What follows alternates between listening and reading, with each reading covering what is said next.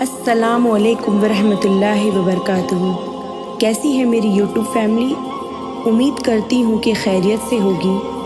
خوش رہیے، آباد رہیے اور تہجد میں دعائیں مانگتے رہیے، کیونکہ تہجد بہت ہی افضل اور اعلیٰ نماز ہے، اور یہ کوئی آسان بات نہیں ہوتی کہ رات کے پرسکون اور آرام کی نیند چھوڑ کر بستروں سے الگ ہونا انسانی فطرت پر کافی مشکل گزرتا ہے۔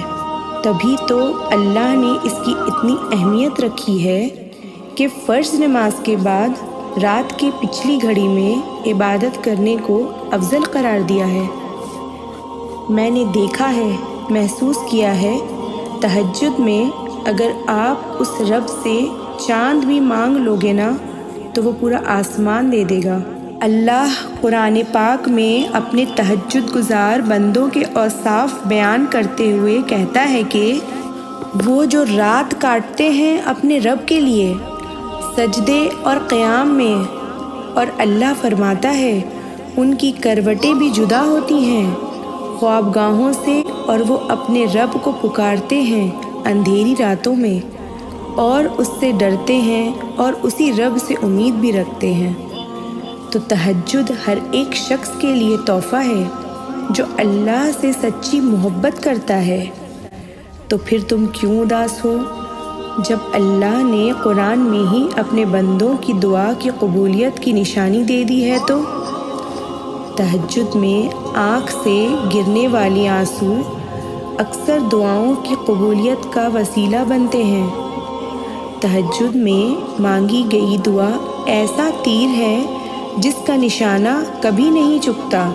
اگر تم اپنے بستر، اپنے لحاف اور اپنے گھر والوں کے درمیان سے الگ ہو کر نماز کے لیے کھڑے ہو تو سمجھ جانا اللہ بہت جلد تمہاری دعا قبول کرنے والا ہے، کیونکہ یہ بلاوا آسمان سے آیا ہے۔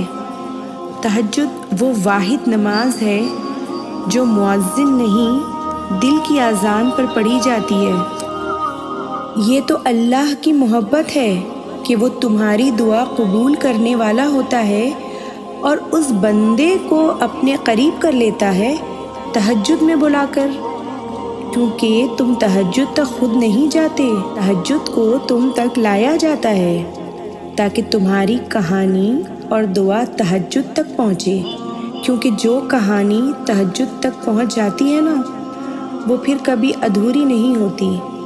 تو تہجد کی نماز تک پہنچ جاؤ تو سمجھ لینا اللہ نے اپنے بہت قریب کر لیا ہے۔ تہجد پڑھا کرو، کوئی ملے نہ ملے خدا مل جاتا ہے۔ تہجد کی خاموشی میں بہنے والے تمہارے آنسو اللہ کو راضی کر لیتے ہیں۔